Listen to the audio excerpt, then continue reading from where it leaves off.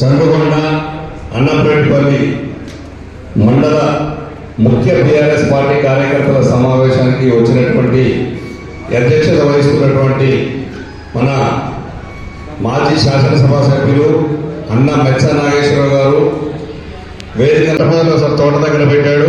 అమ్మవారి ఆశీస్సులతో మునగలపల్లిలో అక్కడి నుంచే ప్రారంభించాం నామాన్న గారి ప్రచారం. ఎందుకంటే నామాన్న గారు కూడా ఖమ్మం పార్లమెంట్ నియోజకవర్గంలో ఎప్పుడు కూడా ప్రచారం స్టార్ట్ చేసినా అశ్వరావుపేట తనకు బాగా ఇష్టమైన నియోజకవర్గం, అందులో నెత్సాన్ని కూడా ఆయన శిష్యుడే. ఇక్కడి నుంచే స్టార్ట్ చేద్దామని ఈ రెండు చిన్న మండలాలు చిన్నగా ఉన్నాయని చెప్పేసి రెండు కలిపి పెట్టారు. అందరికి కూడా మన అన్న చెప్పాడు మధు గారు, మొత్తం మా అందరి మీటింగ్ ఇప్పుడు నామాన్న చెప్పాలన్న సబ్జెక్ట్ ఏం లేదు, మా అందరి మీటింగ్ కూడా ఆయనే తినేసి, మా అందరి స్పీచ్ కూడా అన్ని కొట్టేసి, మేము రాసుకొని పెట్టుకున్న పాయింట్లు కూడా ఆయన రోబోలాగా చూస్తున్నాడే, మా రాసుకున్నవి కూడా అన్ని కొట్టేసి. మంచిది అన్న, చాలా విపులీకరించి విశదీకరించి మనకి ఏం కావాలి, ఏం చేస్తే బాగుంటుంది, ఏం నష్టపోయినాం, ఏం చేస్తే మళ్ళీ దాన్ని రివైవ్ అవుతాం అనేది చాలా చక్కగా చెప్పారు. మరో నేత జీవన్ గారు అయితే నామాన్న గారి గురించి మొత్తం చెప్పారు. మనం తెలుసుకోవాల్సింది ఒక్క 2 నిమిషాల నుంచి 2001లో టీఆర్ఎస్ పార్టీ ఆవిర్భావం నుంచి 2014 సుదీర్ఘ పోరాటం తర్వాత ఎన్నో ఒడిదుడుకులు సాధించి ఎన్నోసార్లు గెలుపోవడంలో ఎన్నోసార్లు రాజీనామాలు చేసి కొట్లాట ద్వారా తెచ్చుకున్నాం తెలంగాణ రాష్ట్రం.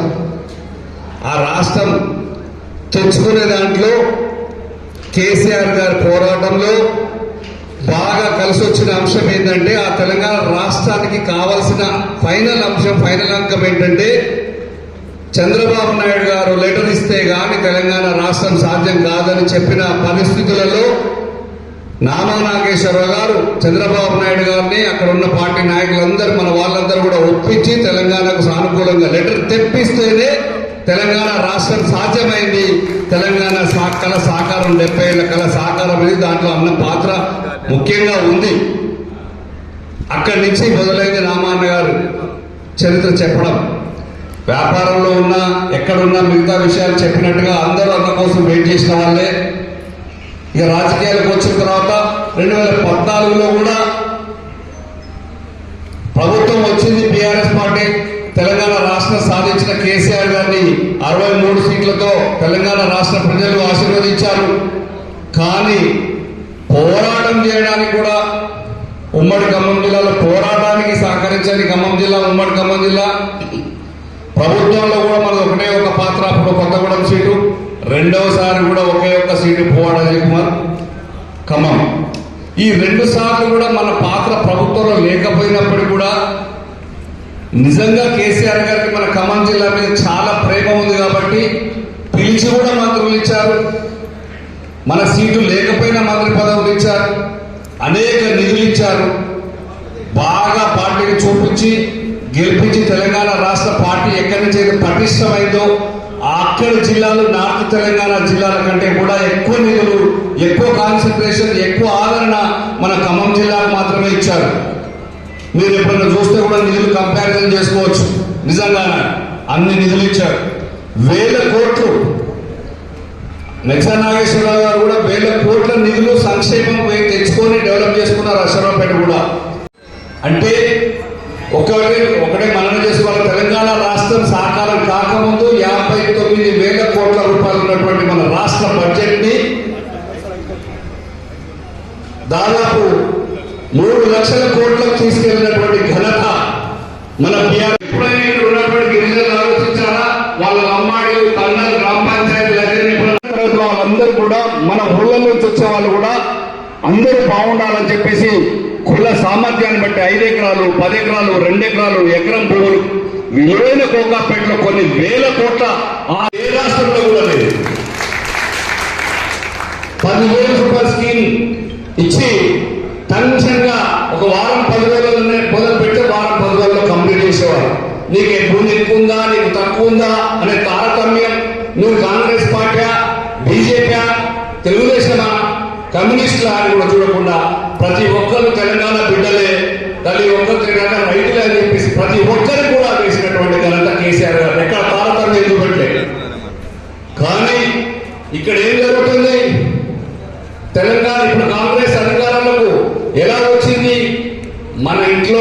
మన రాష్ట్రంలో మన ఊళ్ళల్లో మన పిల్లలు అక్కలు అమ్మలు అందరూ కేసీఆర్ గారు ఎన్ని సౌకర్యాలు చేశారు.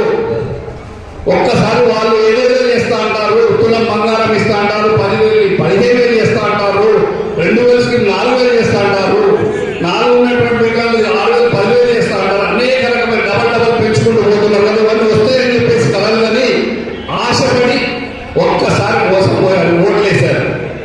ఆ దెబ్బ 100 తెలిసిపోయింది.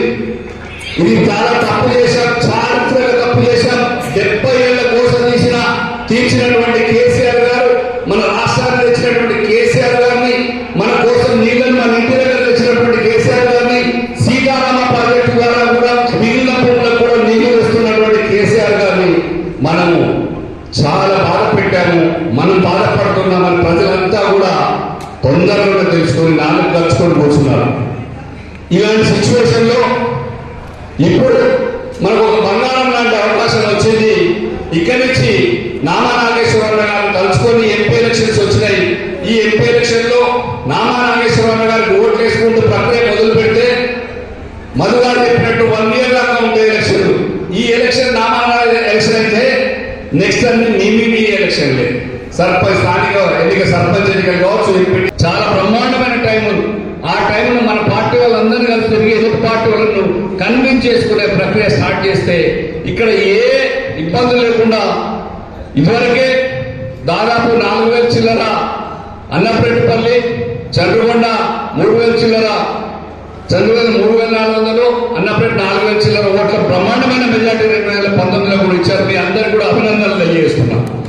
ఈ మెజార్టీ ఇప్పుడు మనకు డబుల్ మెజార్టీ కావాలి. ఎందుకంటే బుద్ధి చెప్పాలంటే డబుల్ మెజార్టీ చూపెట్టాలి. వాళ్ళ ఓట్ల పరిమితి తగ్గించాలి. వారికి ఓట్లు అడగడానికి ఊళ్ళోకి వస్తే మీ స్కీమ్ ఏమైంది బాబు, 10,000 పెన్షన్, 10,000 రైతు బంధు 15,000 ఇవ్వలే కదా, 2,000 పెన్షన్ 4,000 ఇవ్వలేదు కదా, ఏ స్కీమ్ ఇంప్లిమెంట్ చేయలేదు కదా, ఒక బస్సు స్కీమ్ చేశారండి. పాపం మహిళలను దాంట్లో తీసుకొచ్చి తిప్పారు. ఆ స్కీమ్ వల్ల రాష్ట్ర ఖజానాకు ఏ మాత్రం లోటు లేదు, ఇబ్బంది లేదు. ఎందుకు ఎట్లా అంటే వీళ్ళ దగ్గర డబ్బు ఉన్నప్పుడు ఈ డబ్బాలో తీసి ఆ డబ్బాలో ఇస్తారు. అదే ఈ ప్రభుత్వానికి దీంట్లో తీసి దాంట్లో ఇస్తారు. వాళ్ళు అడగరు, వాళ్ళ రైతున్నా అడగరు. ఎందుకంటే అది ప్రభుత్వ రంగ సంస్థనే. మనం అక్కడ ఆలోచించాలి. కేసీఆర్ గారు వచ్చినాక అనేక చెరువులు, ప్రాజెక్టులు అన్ని నింపిన తర్వాత ధాన్యం పంట 28 లక్షల టన్నులు అప్పుడుంటే దాదాపు 3 కోట్ల టన్నుల ధాన్యాన్ని పండించే దిశగా తెలంగాణనే పంజాబ్ తర్వాత 2వ రాష్ట్రంగా అవతరింపజేశారు. డబ్బు వస్తే ఆనందిస్తాడు, పసుపు వచ్చి రేటు వస్తే ఆనందిస్తాడు, మిర్చి పంట వస్తే ఆనందిస్తాడు. తను రైతు స్వతహాగా, కాబట్టి రైతు కోసం కష్టపడతాడు. అలాంటి నాయకుడు కోల్పోయాం. అది త్వరలో మళ్ళీ ఎప్పుడు ఎలక్షన్ వచ్చినా బీఆర్ఎస్ పార్టీ బీఫామ్ దొరికిన వాళ్ళు ఎమ్మెల్యే అవుతారు ఎప్పుడు ఎలక్షన్ వచ్చినా. ఎందుకంటే ప్రజలు సిద్ధంగా ఉన్నారు. అది సెకండరీ ఆలోచిద్దాం. ఇప్పుడున్న 17 పార్లమెంట్ ఎన్నికల గురించి, 17 లోక్సభ సభ్యుల ఎన్నికల గురించి మాట్లాడితే మనం ఓన్లీ ఖమ్మం గురించి ఇక్కడ మాట్లాడుకుందాం. పార్లమెంట్ లో ఏది కావాలన్నా కేసీఆర్ గారు ఏం చెప్తే అది చేసుకుంటూ మమ్మల్ని అందరినీ కూడా ముందుకు తీసుకెళ్తుంటాడు ఎప్పుడు కూడా. ఇంకో విషయం చెప్పాలంటే ఈ మిగతా రాజకీయ పార్టీలన్నిటికీ కూడా ఎవ్వరికి కూడా అభ్యర్థులు లేరు. వాళ్ళందరూ కూడా మన పార్టీ నుంచే ఎత్తుకుపోతారు. అభ్యర్థులందరూ కూడా బీఆర్ఎస్ పార్టీ నుంచే తీసుకుపోతారు. కాంగ్రెస్ వాళ్ళకి బీఆర్ఎస్ వాళ్ళు కావాలి, బీజేపీ పార్టీ కూడా బీఆర్ఎస్ పార్టీ కావాలి. 100 ఏళ్ళ చరిత్ర పార్టీకి మన దగ్గర క్యాండిడేట్ లేదు, మన మీదే పెడతారు. ఇది వాళ్ళ చరిత్ర.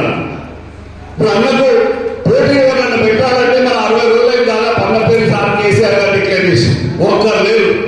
డిక్లేర్ చేసినప్పుడు అన్న పేరు చెప్పగానే మేము రాహుల్ గాంధీని తీసుకొస్తున్నాం, సోనియా గాంధీని తీసుకొస్తున్నాం, ప్రియాంక గాంధీని తీసుకొస్తామని చెప్పారు. చలో ఏమన్నా తీసుకున్నా నేను పోటీ చేస్తాను. ఎందుకంటే లేదన్న నామా నాగేశ్వరరావు గారు ఏమైనా తీసుకురండి. నా ఖమ్మం జిల్లా, నా జిల్లాలో నేను పార్టీ కష్టాలు ఉన్నప్పుడు, మన పార్టీ అధికారంలో ఉన్నప్పుడు మన కార్యకర్తలు ధైర్యం చెప్పాల్సిన బాధ్యత నా మీద ఉంది. నేను నిలబడాలనుకున్నాడు, మొండిగా ఉన్నాడు, నిలబడ్డాడు. తనకు వేరే చాట కదా, కానీ ఒక సిన్సియర్ గా ఉండాలనుకున్నారు, ఉంటారు, కష్టపడతారు, బ్రహ్మాండంగా గెలిచేదాకా మొట్టమొదటిగా కూడా అంతే ఉంటారు. మళ్ళీ పార్లమెంట్ లో ఏం కావాలి అన్న ఉంటాడు, నేను ఉంటాను, పక్కన ఉన్న బండి పాఠశాల గారు ఉంటారు.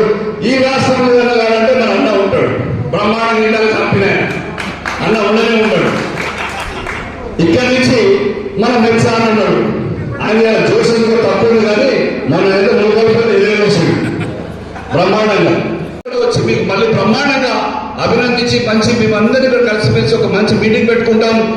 ఈ నియోజకవర్గం నుంచి ప్రతి మండలం నుంచి ముఖ్య కార్యకర్తలందరినీ కూడా ఎలక్షన్లు అయిపోయినాక అన్న గెలిచిన తర్వాత ముఖ్యమైన వాళ్ళందరినీ మీరు ఇస్తే అందరినీ ఢిల్లీకి ఇచ్చి ఢిల్లీ పక్కన ఉన్న ప్రదేశాలన్నీ కూడా తిప్పుతాం. మేము ఆ బాధ్యత కూడా మేము తీసుకుంటాం. ఆల్రెడీ చాలా మంది వచ్చి ఉంటారు అనుకుంటా, అన్న తిప్పి ఉంటాడు. మిగతా వాడిని కూడా తిప్పి 5 ఏళ్ళు ఉంటా, నేను 6 ఏళ్ళు ఉంటా, అన్న 5 ఏళ్ళు ఉంటాడు. గెలిచినాక టీఆర్ఎస్ పార్టీ ఉంటుంది ఈ రాష్ట్రంలో. ఈ ఎలక్షన్ తర్వాత మన మిత్రులు చేశారు అంటే మనం ఉడుతుంటే మనం ప్రయాణం చేస్తుంటే స్పీడ్గా వెళ్ళాలంటే మెల్లగా నడిచే గాడిలో ఉంటేనే స్పీడ్గా పోయే గుర్రం మీద తెలిసిందంట. ఈ కంపారిజన్ చేసుకుంటున్నా మనం ధైర్యాన్ని నింపుకొని తెచ్చుకొని పోరాడుకొని ఇక బీజేపీ గురించి ఒకటే ఒక నిమిషాలు చెప్తా. ఇక్కడనే పక్కన కొత్త మన బీజేపీ పార్టీ అభ్యర్థి వారు ఎవరు ప్రజలకు ఎవరు వారు ఏం చేస్తారో సరే చేసుకొని ఎన్నికలు వచ్చినాక ఎక్కడెక్కడి నుంచో వివిధ రకాల నుంచి వస్తూనే ఉంటారు, పోటీలు చేస్తూనే ఉంటారు. చేయండి. కానీ ఈ రాష్ట్రానికి తెలంగాణకి ఒక్క జాతీయ హోదా ఒక ప్రాజెక్టు కన్నా ఇచ్చారా వాళ్ళని అడగండి. కాళేశ్వరానికి ఇచ్చారా అడగండి. రైల్వే కోచ్ ఫ్యాక్టరీ ఇచ్చారా అడగండి. పక్కన ఉన్న బయ్యారం స్టీల్ ఫ్యాక్టరీ ఇచ్చారా అడగండి. ఏం చేసి వచ్చారు మీరు తెలంగాణ రాష్ట్రానికి?